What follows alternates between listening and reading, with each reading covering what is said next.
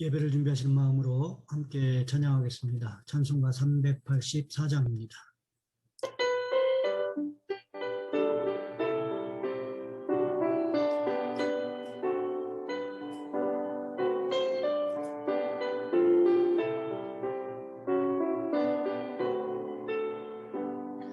나의 갈 길 다가도록 예수 인도하시니 내 주 안에 있는 긍휼 어찌 의심하리요. 믿음으로 사는 자는 하늘 위로 받겠네. 무슨 일을 만나든지 만사형통하리라. 무슨 일을 만나든지 만사형통하리라. 나의 갈 길 다가도록 예수 인도하시니 어려운 일 당한 때도 속하는 해주시네. 나는 심히 고단하고 영혼 매우 가라나 나의 앞에 반석에서 샘물나게 하시네.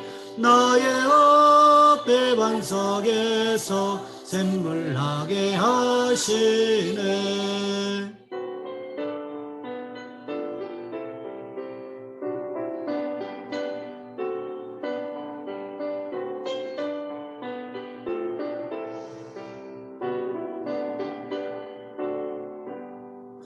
나의 갈 길 다가도록 예수 인도하시니 그의 사랑 어찌 큰지 말로 할 수 없도다. 성령 감화 받은 영혼 하늘나라 갈 때에 영영 부를 나의 찬송 예수 인도하셨네. 영영 부를 나의 찬송 예수 인도하셨네.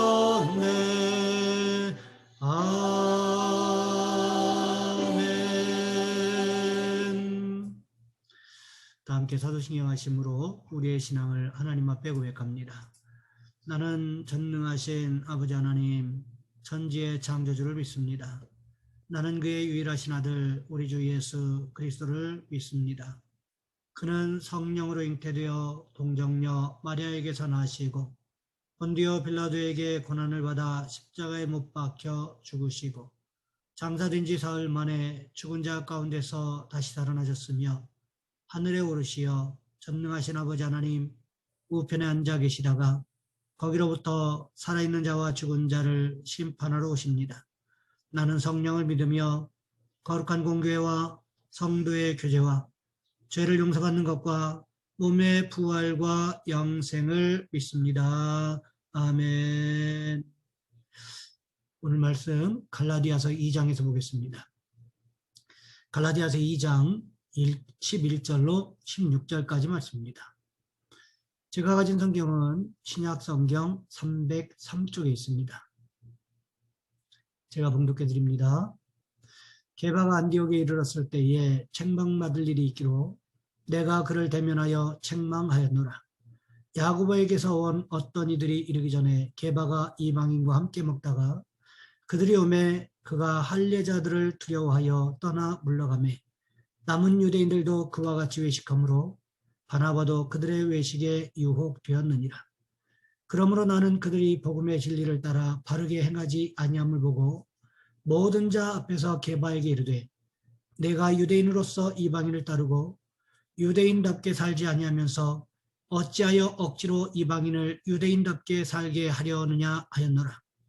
우리는 본래 유대인이요 이방 죄인이 아니로되 사람이 의롭게 되는 것은 율법의 행위로 말미암음이 아니요 오직 예수 그리스도를 믿음으로 말미암는 줄 알므로 우리도 그리스도 예수를 믿나니 이는 우리가 율법의 행위로서가 아니고 그리스도를 믿음으로써 의롭다함을 얻으려 함이라.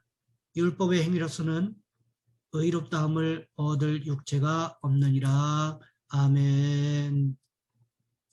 오늘 본문의 말씀을 가지고 어떻게 행동할 것인가 라는 제목으로 함께 말씀을 살펴보겠습니다. 파리에서 죄수 한 사람이 여자로 분장하고 탈옥을 했습니다. 목소리도 몸짓도 옷차림도 영락없이 여자였습니다. 그런데 도시 중심가에서 아주 쉽게 체포를 당했다고 합니다. 그 이유는 패션 의상이 걸려있는 양장점 앞을 이 사람이 그냥 지나갔기 때문이었습니다. 여자라면 그냥 지나갈 리가 있겠습니까? 이와 비슷한 얘기가 한국에서도 있었다는 얘기를 들었습니다. 정신병원에서 환자 한 분이 무단으로 탈출했습니다. 이 환자는 평소에 자기가 남자인데 여성이라고 생각하고 유달리 옷에 관심이 많았다고 합니다. 어디로 갔을까 생각하다가 아마도 명동에 갔을지도 모르겠다 추측을 하고 가보았더니 아닌 게 아니라 패션 가게 앞에서, 옷가게 앞에서 서성거리고 있는 그를 쉽게 찾았다고 이야기를 했습니다. 이 두 개의 에피소드에는 하나의 공통점이 있습니다. 그것은 인간은 자기가 누구인가를 인식하는 대로 행동하면서 살아간다는 것입니다.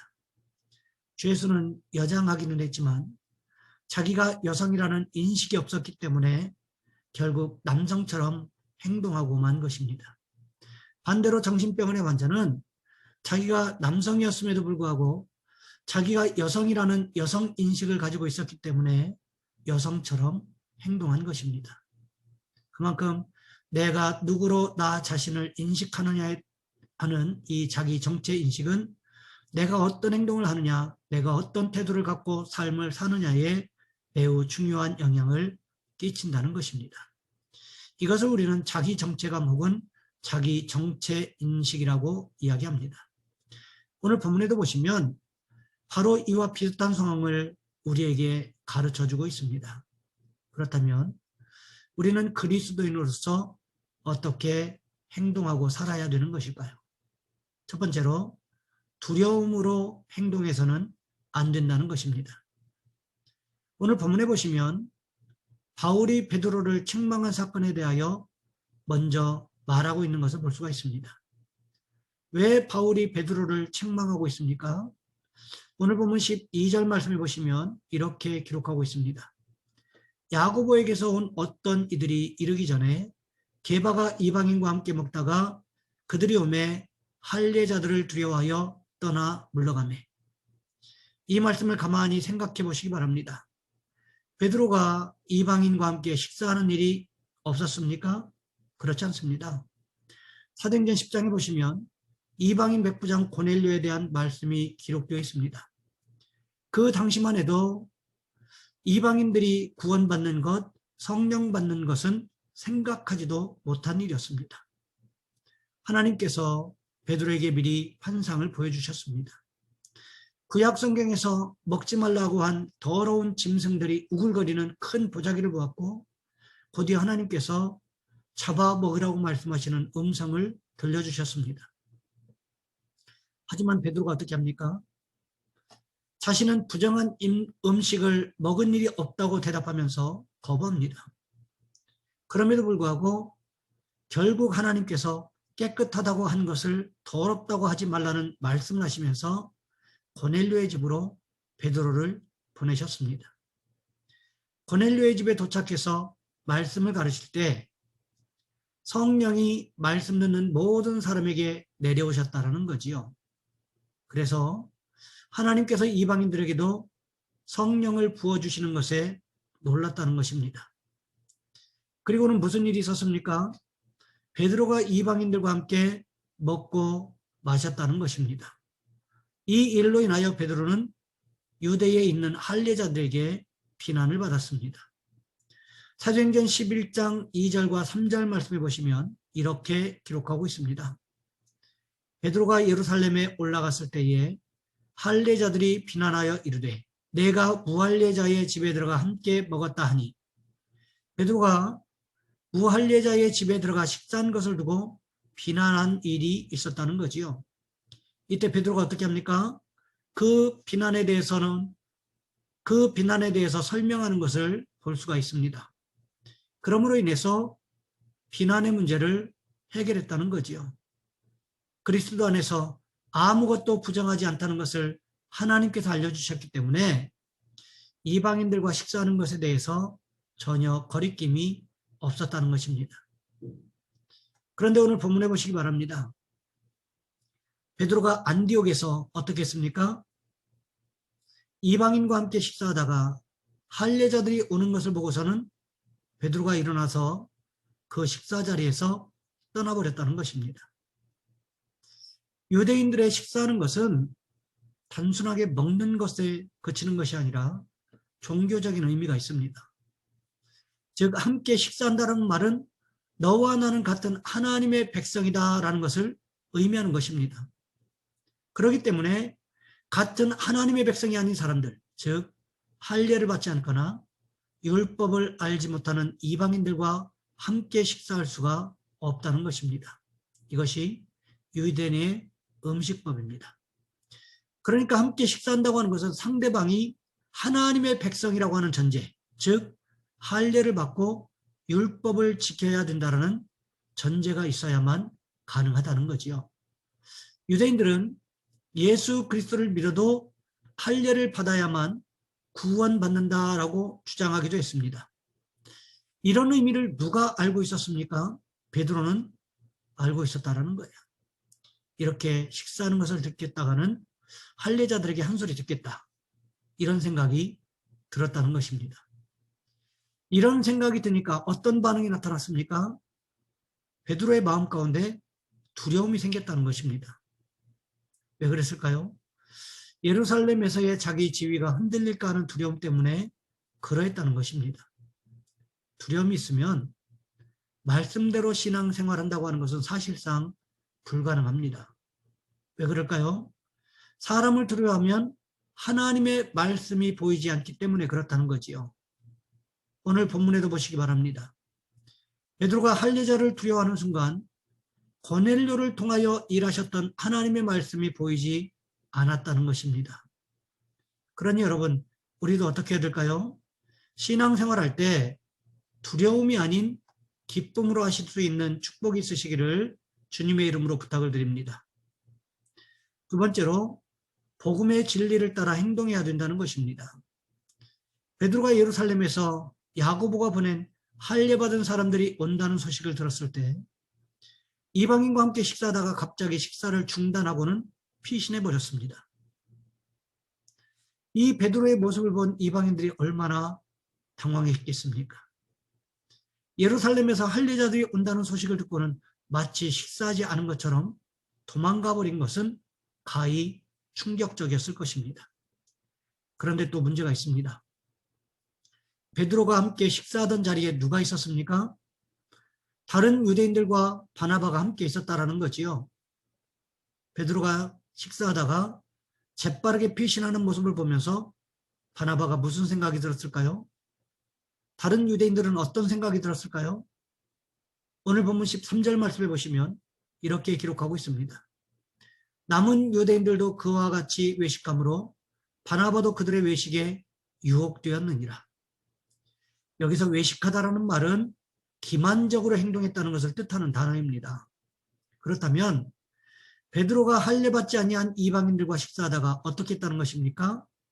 식사를 하지 않은 것처럼 기만적으로 행동했다는 것을 말하고 있다는 거지요. 그런데 이런 베드로의 기만적인 행동이 어떤 영향력을 미치고 있습니까? 함께 식사하던 유대인들과 바나바도 베드로와 함께 외식에 동참했음을 말하고 있는 것입니다. 그러니 이것이 얼마나 심각한 문제이겠느냐는 거지요. 바나바와 바울은 이방인 전도를 위해서 안디옥 교회에서 파송한 선교사들이었습니다. 그런데 바나바가 베드로의 기만적인 행동에 유혹이 되어서 할례자들을 두려워하게 되고 그럼으로써 베드로의 외식을 따라 행동함으로 인해서 이방인 전도라는 하나님의 계획이 무산될 수 있는 위기에 부딪히게 되었다는 거지요. 이것이 바울이 보기에 어떠했다고 기록하고 있습니까? 오늘 본문 14절 상반절 말씀해 보시면 이렇게 기록하고 있습니다. 그러므로 나는 그들이 복음의 진리를 따라 바르게 행하지 아니함을 보고, 바울이 베드로의 행동을 보고 어떻게 말하고 있습니까? 복음의 진리를 따라 바르게 행하지 아니했다, 이렇게 기록하고 있는 것을 볼 수가 있습니다. 여기에서 바로 행하다라는 말이 헬라어로 오르소 포데오라는 말인데, 이 말이 어떤 의미일까요? 일치되게 행동하다라는 뜻입니다. 오르소 포데오라는 말에서 오늘날의 영어의 정형외과라는 말이 나왔어요. 정형외과가 영어로 뭔지 아세요? 오르소 페딕스, 이런 말인데 이 말이 정형외과라고 합니다. 오르소 포데오라는 말에서 정형외과라는 말이 나왔고요. 정형외과는 무엇하는 곳입니까? 바르지 못한 것을 바로 세워놓고, 코를 바로 세워놓고, 이런 것이 정형외과라는 거지요. 오르소 포데오라는 말은 말 그대로 똑바로 또는 곧게 걷게 하다라는 뜻이 있고요. 또는 목표를 향해서 똑바로 가다, 또는 바른 길로 나아가다, 이런 의미를 가지고 있습니다. 그러니까 자기가 알고 있는 것과 일치되게 행동하다라는 말입니다. 본문에서 말하는 구체적으로 우리가 기억해야 될 의미는 일치되게 행동하다, 자기가 알고 있는 것과 행동을 똑같게 하다라는 뜻이라는 거지요. 우리가 알고 있는 복음의 진리에 일치되게 행동하고 살아가야 된다는 것입니다.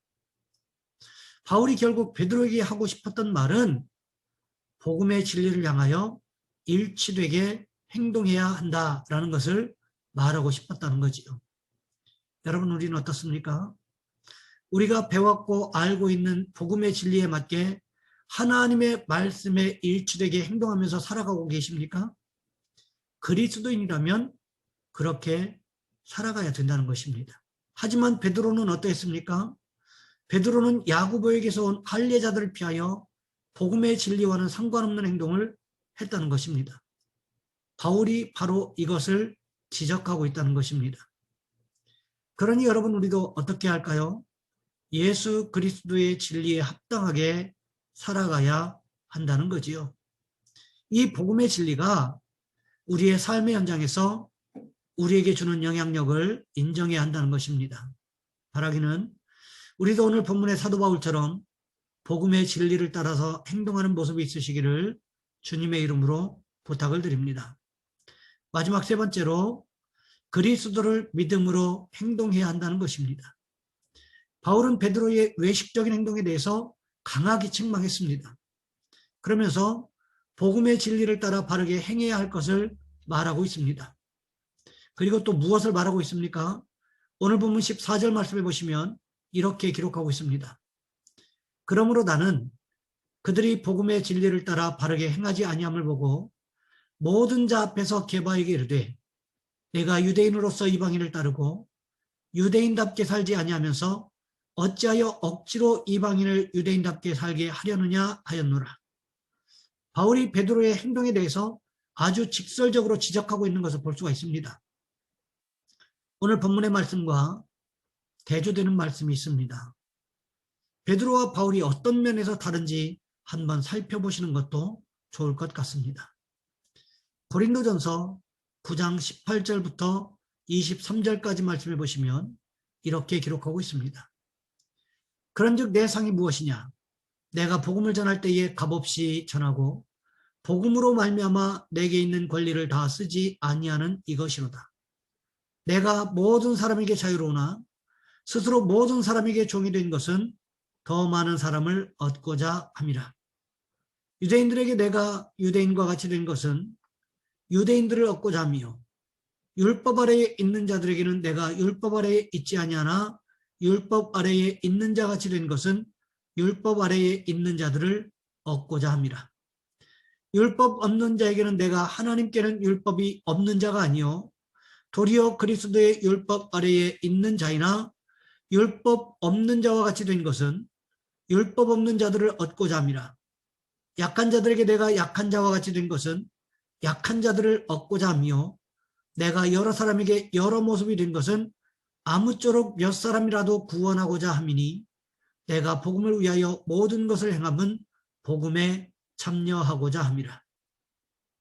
겉으로 볼 때는 베드로의 행동과 겉으로 보이는 모습은 비슷하지만 그러나 마음의 그의 목표와 목적은 완전히 다르다는 거지요. 이것을 외식이라고 하지는 않습니다.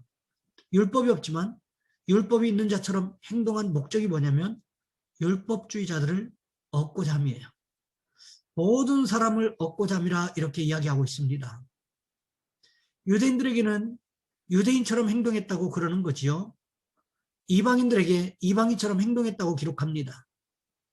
여기 나오는 베드로도 이방인들에게는 이방인처럼 행동하고 유대인이 행동한 것처럼 보이잖아요. 근데 오늘 본문에서는 외식이라고 말하고 고린도 전서에서 바울은 외식이라고 하지 않습니다. 이것이야말로 진짜 복음을 전하는 사람들의 자세라고 말을 하고 있습니다. 오늘 본문 16절 말씀해 보시면 이렇게 기록하고 있습니다.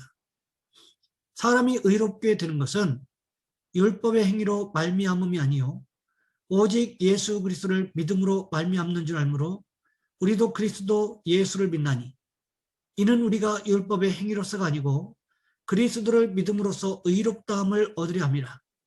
율법의 행위로서는 의롭다함을 얻을 육체가 없느니라. 사람이 의롭게 되는 것은 무엇으로 된다고 말하고 있습니까? 오직 예수 그리스도를 믿음으로 말미암아 의롭게 된다고 말하고 있습니다. 내가 사람들에게 잘 보임으로 인해서 의롭게 되는 것이 아니라는 것입니다. 의롭다고 여겨진 사람들이 나를 인정해주면 내가 의롭게 되는 것이 아니라는 것입니다. 우리는 사람의 눈을 자꾸 의식하는 경향이 있지만 사람들의 평가가 우리를 의롭게 해주는 것은 아니라는 것을 기억해야 한다는 거지요. 그렇다면 중요한 것은 무엇입니까? 율법의 행위가 아니라는 것입니다. 그리스도를 믿음으로 의롭게 되는 것이라고 바울은 분명하게 말하고 있다는 거지요. 우리도 이것을 기억해야 합니다. 사람들에게 인정받는 것 물론 중요하겠지만 그것보다 더 중요한 것은 그리스도의 말씀대로 예수 그리스도를 믿는 믿음으로 행동해야 한다는 것입니다. 바라기는 우리에게 이런 믿음의 행동이 있으시기를 주님의 이름으로 부탁을 드립니다. 이제 말씀을 마무리합니다. 오늘 본문에서 바울은 우리가 그리스도인으로서 어떻게 행동해야 되는가 하는 것들에 대해서 말씀하고 있습니다. 그렇다면 우리가 그리스도인으로서 합당한 삶을 살아가기 위해서는 어떤 행동들을 해야 되는 것일까요? 첫 번째로 두려움으로 행동해서는 안 되고, 두 번째로 복음의 진리를 따라 행동해야 하고, 마지막으로 그리스도를 믿음으로 행동해야 된다는 것입니다. 우리가 이런 모습으로 살아갈 때 바울이 말하고 있는 그리스도인으로서의 합당한 삶, 그리스도를 닮아가는 삶을 살아갈 수가 있다는 것입니다. 바라기는 우리가 오늘 본문에서 말하고 있는 사도 바울의 말씀을 듣고 기억하여 그리스도인답게 복음의 진리를 따라서 그리스도를 믿음으로 살아가는 저와 여러분 우리 모두가 되시기를 주님의 이름으로 부탁을 드립니다. 이 시간 우리 한 목소리 함께 기도하겠습니다. 하나님, 우리 한 사람 한 사람이 바울의 말씀을 기억하여서 그리스도인답게 복음의 진리를 따라 믿음대로 살아갈 수 있는 우리 모두가 되게 도와주옵소서. 이 시간 우리 한 목소리 함께 기도합니다. 사랑의 하나님, 우리를 도와주셔서 오늘 바울이 이야기한 것처럼 우리가 두려움이 아니고 또한 하나님 복음을 따라서 복음의 진리를 따라서 그리고 믿음을 따라서 살아갈 수 있는 우리 모든 성도들 되어줄 수 있도록 주여 인도하여 주시옵소서. 그리스도인답게 살아갈 수 있도록 도와주시기를 원합니다. 세상에서 구별된 모습으로 합당한 모습으로 살아갈 수 있는 우리 모든 성도들 되어줄 수 있도록 주님 인도하여 주시옵소서. 우리 주 예수 그리스도의 이름으로 감사하며 기도하옵나이다. 아멘. 찬송가 292장입니다.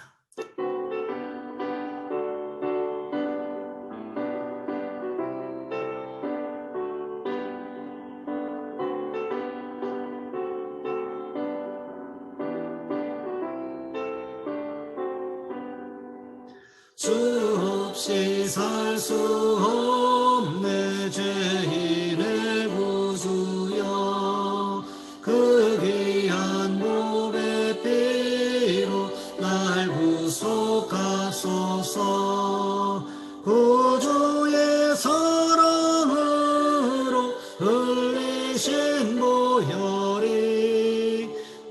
소망 나의 위로 내 영광 뵙니다. 주 없이 살 수 없네 나 혼자 못서리. 힘없고 부족하며 지혜도 없도다. 내 주는 나의 생명 또 나의 힘이라. 주님을 의지하여 지혜를 얻으리.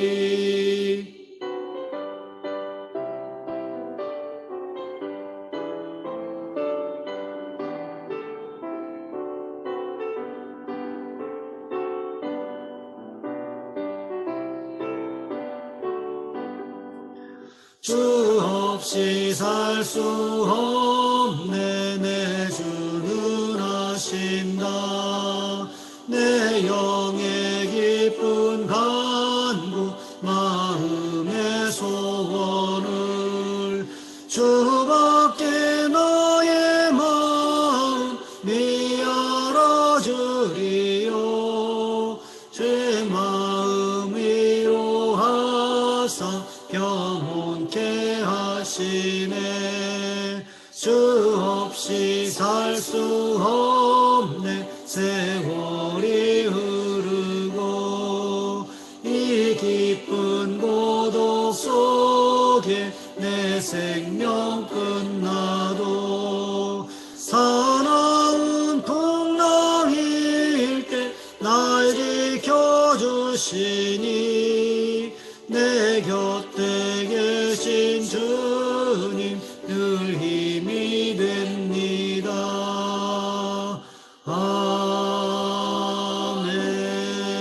아멘.